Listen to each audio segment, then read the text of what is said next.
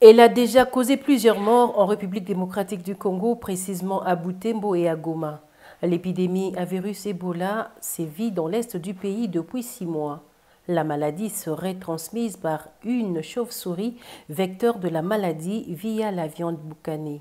La période d'incubation varie de 1 à 21 jours au nombre de symptômes, des sensations de fatigue à en croire ce médecin. Hormis la fatigue généralisée, hormis la fièvre, la personne va commencer à présenter, n'est-ce pas, une transpiration profuse.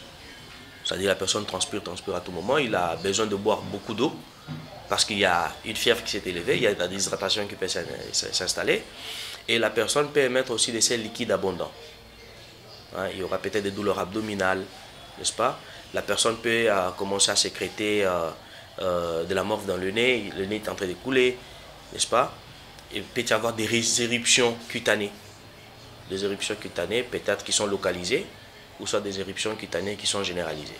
La personne peut aussi développer, n'est-ce pas, une émission de sel teinté de sang. Soit la personne peut faire une hémorragie interne, soit une hémorragie externe. Vous voyez?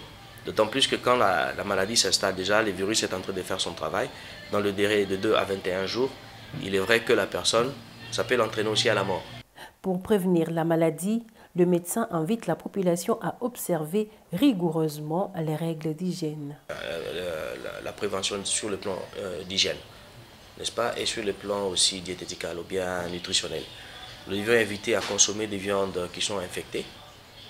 Nous devons être tellement prudents. C'est là, ça va nécessiter à ce qu'on puisse encore associer une autre discipline, c'est que la médecine vétérinaire.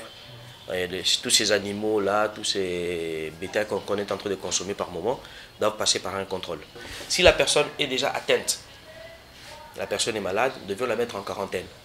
C'est-à-dire on doit le mettre dans l'isoloir pour que la personne puisse suivre des soins convenablement, des soins qui conviennent, afin d'éviter d'infecter les autres. L'Organisation mondiale de la santé, OMS en sigle, a décrété Ebola urgence sanitaire mondiale.